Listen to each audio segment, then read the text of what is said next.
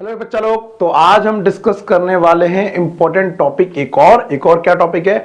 Budget का one shot, या आप कह सकते हैं बजट के इंपॉर्टेंट क्वेश्चन। मैक्रो इकोनॉमिक्स में बजट का एक इंपॉर्टेंट पार्ट है और लगभग एग्जाम में 6 मार्क्स का जाता है। तो हम देखते हैं जरा कि बजट से रिलेटेड एग्जाम में कौन कौन से क्वेश्चन आ जाते हैं। तो चलिए शुरू करते हैं। मेरा नाम है रवि कश्यप और आप देख रहे हैं इकोनॉमिक्स की 95 प्लस सीरीज।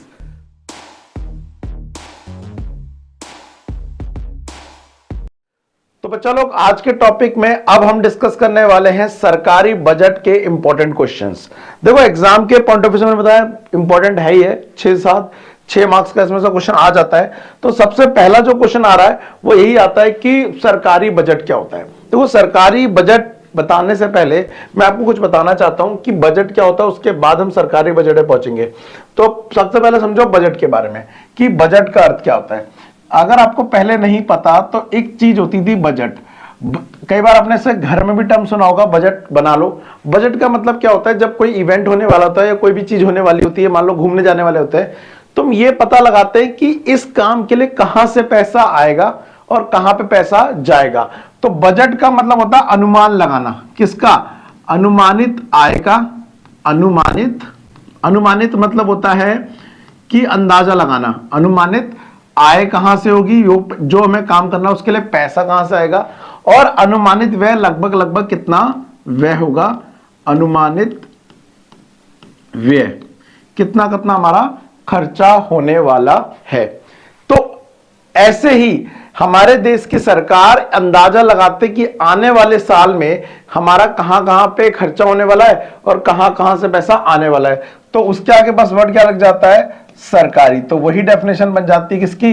सरकारी बजट की। सरकारी बजट एक विवरण होता है, एक स्टेटमेंट होती है जो ये बताती है सरकार को आने वाले साल में कहां से अनुमानित आय आएगी और कहां पे सरकार व्यय करेगी। इसकी जानकारी थोड़ी सी भी दे दूं तो इसको नॉर्मली 1 फरवरी को पेश किया जाता है। कहां पर? पार्लियामेंट में। कहां पर? हमारी संसद में इसको वित्त मंत्री द्वारा पेश किया जाता है। और ये जो संसद में हमारा क्या आया है? बजट आया है। ये जो बजट है एक्चुअली ये अप्लाई तो होगा 1 अप्रैल से, लेकिन 2 महीने पहले ही आ जाता है। 1 अप्रैल से चलेगा 31 मार्च तक अगले साल। जैसे 1 अप्रैल 2024 का बजट जो है वो 1 फरवरी 2024 को ही आ गया था एक तरह से, और कायदे से चलेगा 31 मार्च 2024। वेल, कायदे से बोले तो ये वाला पूरा नहीं आया, 2024 में इलेक्शन की वजह से 3 महीने का बजट आया। अदरवाइज जनरली ऐसा होता है कि हर साल 1 फरवरी को बजट आएगा और उसके अगले सालों पूरे साल चलेगा। ठीक है।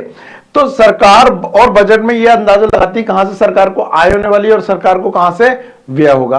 अब सरकार बजट लाती है, समझ आता है, लेकिन सरकार बजट से करती क्या है, इसके उद्देश्य क्या है? पहला पेपर में इंपॉर्टेंट क्वेश्चन यही आ जाता है। अच्छा, एक और चीज बता दूं, संसद में ये जो बजट लाता है देश का वित्त मंत्री लेके आता है। कौन लेके आता है? वित्त मंत्री। अभी 2024 की अगर मैं बात करूं तो यहां पर कौन है? निर्मला सीतारमण है। अगर एमसीक्यू आ जाए तो याद रखना, निर्मला सीतारमण। ठीक है। चलिए क्वेश्चन पे ध्यान देते हैं और फोकस करते हैं कि हमारा जो टॉपिक है उसमें क्वेश्चन क्या दिया हुआ है। क्वेश्चन दिया हुआ है यहां पर हमारे पे कि सरकारी बजट की परिभाषित कीजिए, क्या होता है, और इसके क्या बताना है? मुख्य उद्देश्य को बताना है। तो सरकारी बजट क्या है और इसके मुख्य उद्देश्यों में आप एक चीज को समझिए। यहां पर सरकारी बजट एक वित्तीय वर्ष की अवधि, क्या बोल रहा है? एक वित्तीय वर्ष की अवधि के दौरान सरकार की प्राप्तियों और व्यय का अनुमान होता है। मैंने बोला ना, अनुमानित आय और व्यय का ब्यौरा होता है कि कहां से पैसा आएगा और कहां पर हम पैसा खर्च करेंगे। अब जब हम सरकार बजट बना रही है तो उसके उद्देश्य क्या है? पहला जो उसका इंपॉर्टेंट उद्देश्य है वो है संसाधनों का पुनः आवंटन। सरकार क्या चाहती है कि हमारे देश में चाहे अमीर हो चाहे गरीब हो, सबको चीजें मिल पाए। तो उसके लिए वो ये क्या कर रही है? सरकार संसाधनों का पुनः आवंटन करती है। सरकार ऐसी वस्तु का उत्पादन करती है, जैसे हम बोलते हैं एक होती है प्राइवेट गुड्स, निजी वस्तुएं जिसको लोग खरीद कर यूज करते हैं, और एक होती है पब्लिक गुड्स, सार्वजनिक वस्तुएं जैसे सरकार उपलब्ध कराती है, जैसे पार्क हो गया, स्ट्रीट लाइट हो गई, रोड हो गई, इसे कोई भी यूज कर सकता है, कोई अमीर कोई गरीब उसमें ऐसा नहीं होता। दूसरा, साथ ही सरकार बजट के माध्यम से क्या करती है? कुछ चीजों को सपोर्ट करती है, कुछ चीजों को प्रतिबंधित करती है। जैसे तंबाकू ज्यादा बिकना चाहिए, कम, कम, तो सरकार इन पे हैवी टैक्स लगाएगी। लेकिन इलेक्ट्रिक व्हीकल की बात आती है, ये पॉल्यूशन कम फैलाते हैं, तो ये ज्यादा बिकने चाहिए, कम ज्यादा, तो सरकार इन पे रियायती देती है। तो इसके अंदर पहला पॉइंट आ रहा है, सरकार क्या करती है बजट में, ऐसी चीजों पर सब्सिडी देती है, रियायती देती है, ठीक है। और बोल रहा है सीधे वस्तु और सेवाओं का उत्पादन, सरकार ऐसी कई गैर लाभकारी आर्थिक गतिविधियां करती है जो निजी क्षेत्र द्वारा नहीं की जाती, जैसे जल की पूर्ति करना, निजी क्षेत्र नहीं करना चाह रहा है, प्राइवेट सेक्टर, स्वच्छता के लिए कानून बनाना, ठीक है, व्यवस्था बनाए रखना, राष्ट्रीय रक्षा डिफेंस, इन सारी चीजों के लिए कोई बीच में इंटरफेयर नहीं कर रहा है, तो कौन करता है, सरकार करती है, ठीक है। तो एक तो पॉइंट ये वाला हो गया। चलो दूसरा देख लेते हैं, आय तथा धन की असमानताओं को कम करना। देखो हमारे देश में अमीर और अमीर होता है, गरीब और गरीब होता है, तो सरकार क्या करती है, सिंपली आपको बता दूं, सरकार का जो टैक्स का सिस्टम है वो ऐसा है, प्रगतिशील वाला कर है। तो प्रगतिशील कर क्या होते हैं, ऐसे कर जो आय के बढ़ने के साथ बढ़ते जाते हैं। अगर आपको थोड़ी जानकारी बता दूं मोटा मोटा, तो अगर इंडिया में कोई 10 लाख रुपए से ऊपर कमाता है, अबव, ठीक है, वैसे तरीका ऐसा निकालने का, तो उसको अपनी आय का 30% क्या देना पड़ता है, टैक्स देना पड़ता है। मोटा मोटा समझो, डिटेल के लिए अलग चीज है। और अगर आप 0 रुपए से लेके 2.5 लाख रुपए तक कमा रहे हैं, तो सरकार कहती है आपको कोई किसी तरह का डायरेक्ट टैक्स नहीं देना है। ऐसे और भी स्लैब है, 2.5 लाख 1 रुपए से लेके 5 लाख ऐसे करके, तो 10%, फिर 20%, फिर 30%। लेकिन इस चीज से एक चीज समझ आता है, सरकार अमीरों से टैक्स क्या ले रही है, ज्यादा, और गरीबों पर टैक्स क्या ले रही है, कम ले रही है। तो सरकार का चाहना तो यह है कि अमीरों से लेकर गरीबों पे खर्च किया, ताकि इनके बीच की जो दूरियां हैं, जो असमानता, उसे क्या किया जाए, कम किया जाए। बट रियलिटी में ग्राउंड लेवल पे इतना हो पा रहा है, नहीं हो पा रहा, अलग बात है, बट सरकार चाहती है एक तरह से, बजट में तो ऐसे ही लिखा हुआ है, ठीक है। दूसरा, आर्थिक स्थिरता लेके आना। हमारी इकोनॉमी कभी ऊपर चली जाती है, कभी नीचे चली जाती है। अगर मान लो बहुत ज्यादा मांग आ रही है, बहुत ज्यादा मांग आ रही है, तो अर्थव्यवस्था ऊपर चली जाएगी, नीचे चली जाएगी। तो उसको ठीक करने के लिए, अगर मांग बहुत ज्यादा है तो सरकार हैवी टैक्स लगा देती ताकि लोगों की मांग कम हो जाए, और अगर मांग कम है तो सरकार टैक्स को क्या कर देती है, कम कर देती है, सरकारी व्यय को बढ़ाकर इस आर्थिक स्थिरता जो ऊपर नीचे हो रही है उसको बराबर लाने की कोशिश करती है, ताकि ये ऊपर नीचे ना जाए। इसी के साथ सार्वजनिक उद्यमों का प्रबंधन करती है। सार्वजनिक उद्यम एग्जांपल ले लो, रेलवे, लाभ तो ये भी कमाती है, लेकिन ये क्या है, सार्वजनिक उद्यम है, जिनका उद्देश्य मेनली लाभ कम, लोगों का भला, लोगों का कल्याण ज्यादा होता है। तो सरकार जैसे स्टेट बैंक ऑफ इंडिया हो गया, इंडियन रेलवे हो गया, डाक पोस्ट ऑफिस, ऐसे बहुत सारे सरकारी उद्यम है जो सरकार के लिए काम कर रहे हैं, सरकार की कंपनी के तहत काम कर रहे हैं, लेकिन इनका उद्देश्य लोगों का भला करना है। तो सरकार ऐसे उद्यमों को चलाने के लिए पैसा कहां से लाती है जी, ऐसे उद्यम आते हैं चलने के लिए पैसा बजट से, ठीक है। ओके, उसके बाद आते हैं क्षेत्रीय असमानताओं को कम करना।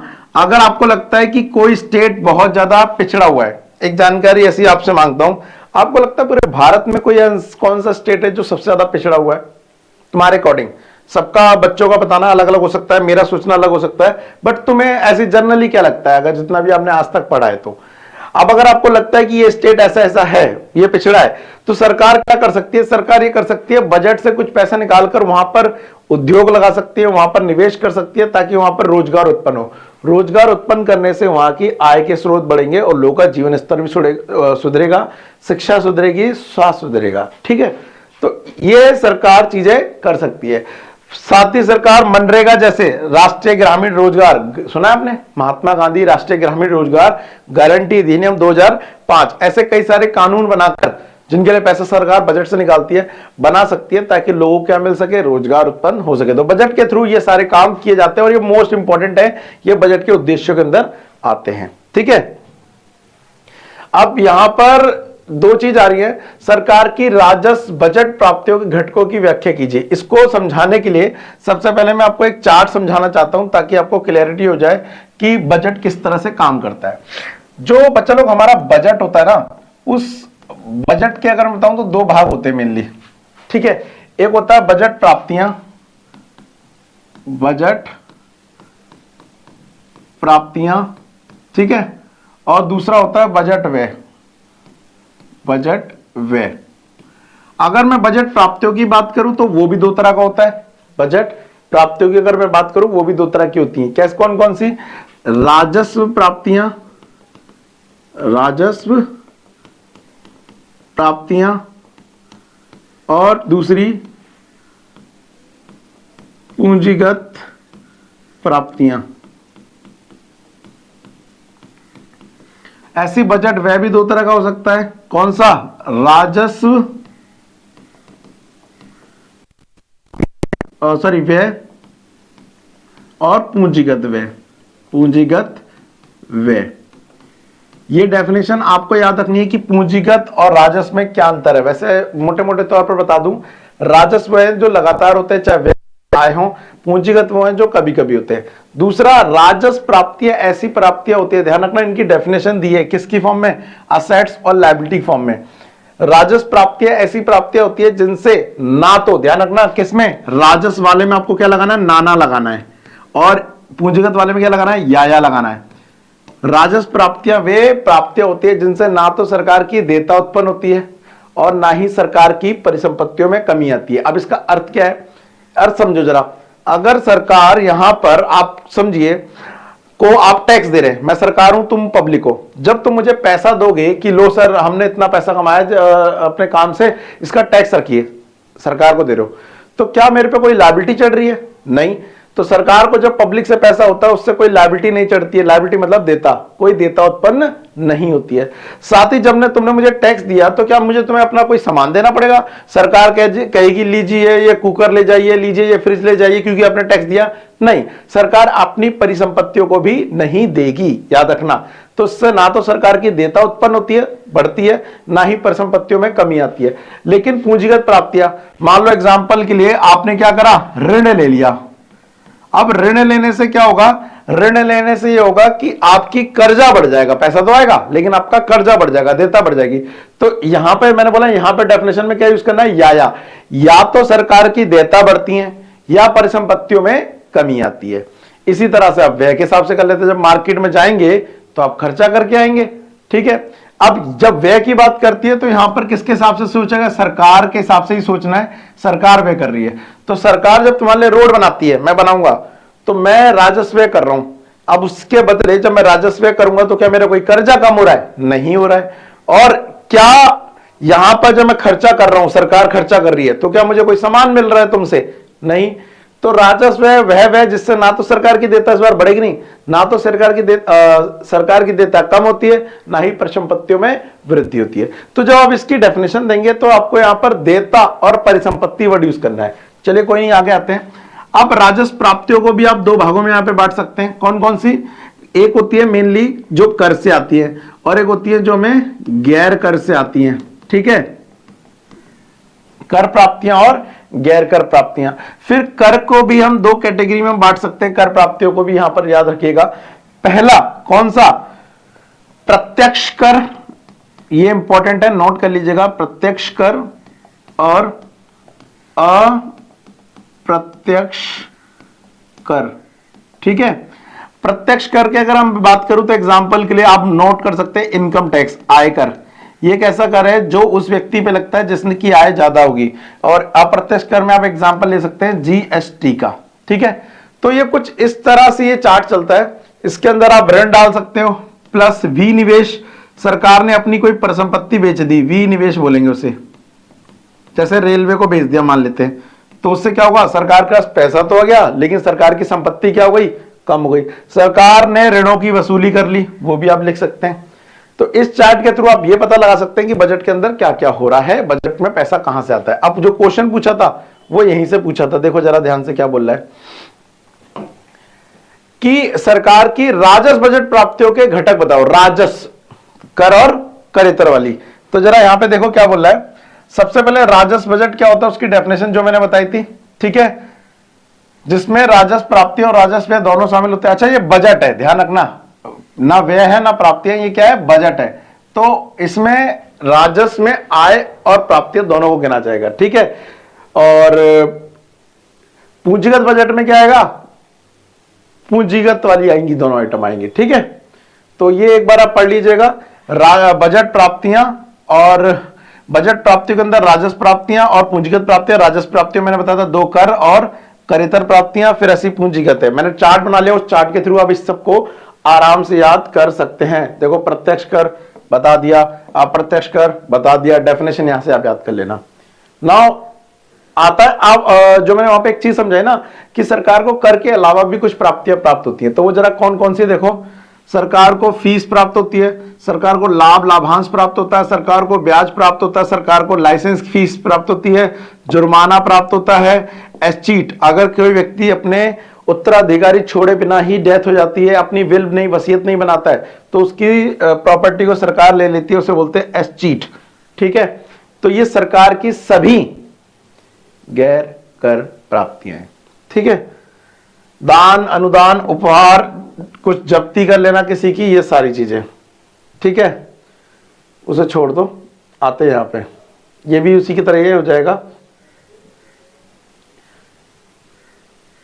फिर सरकार के बजट व्यय, बजट व्यय में दो आ गए, राजस्व जब बजट व्यय की बात करें तो कौन सा आ गया, पूंजीगत व्यय है ना, और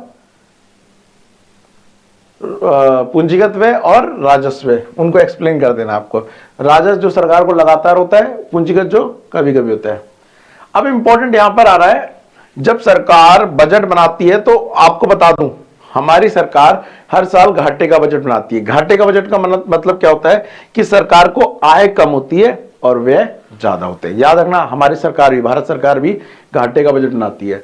अब कई सारे बच्चे पूछेंगे घाटे का बजट क्यों बनाती है सर, ऐसा बजट बनाओ जिसमें फायदा का हो, सरकार को फायदा हो। सरकार को अगर फायदा होगा इसका मतलब आपसे टैक्स ज्यादा लेगी और आप पे खर्च कम करेगी, और घाटे का मतलब है तुम पे खर्च ज्यादा करेगी, तुमसे टैक्स कम लेगी।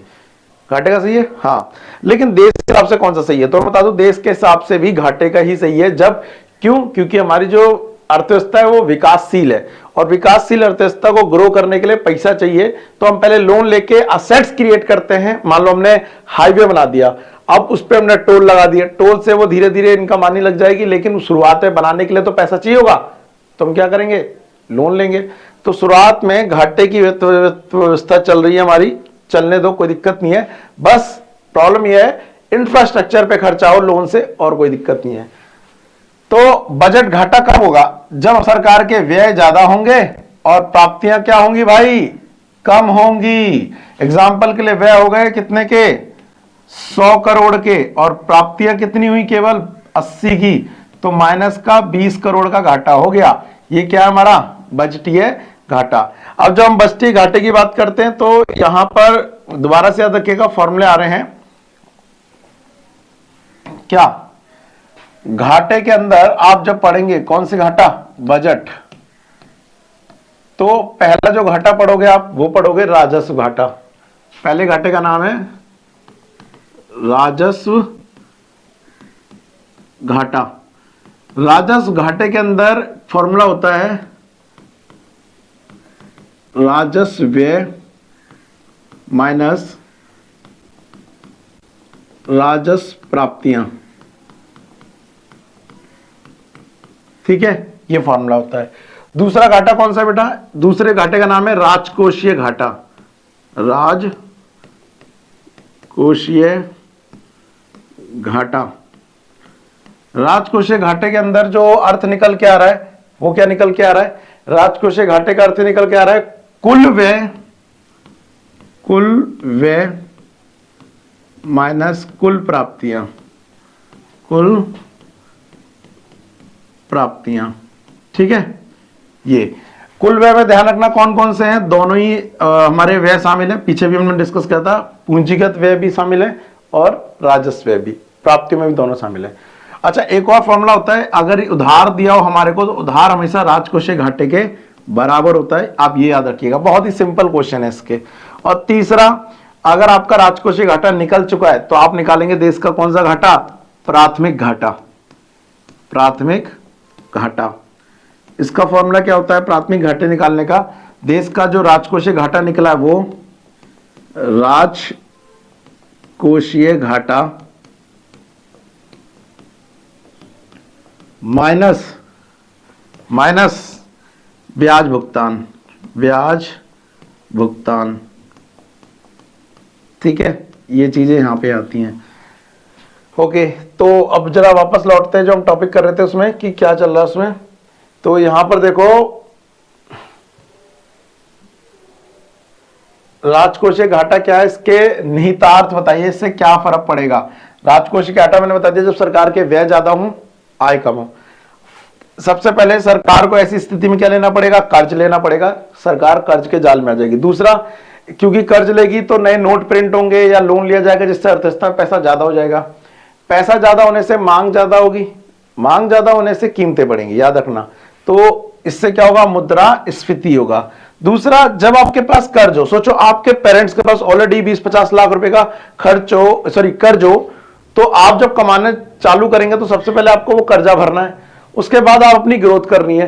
तो इस केस में आपके भविष्य के विकास में क्या होगा, बाधा आएगी। ऐसी देश की सरकार के साथ भी होती है। हमारा देश आगे कैसे बढ़ेगा, जब पुरानी सरकारें अपना कर्जा नई सरकारों पे थोप के जाएंगी तो वो ग्रोथ कैसे करेगी। ठीक है, लास्ट यहां पर दिया हुआ है, सरकार की विश्वसनीयता क्या होती है, कम होती है।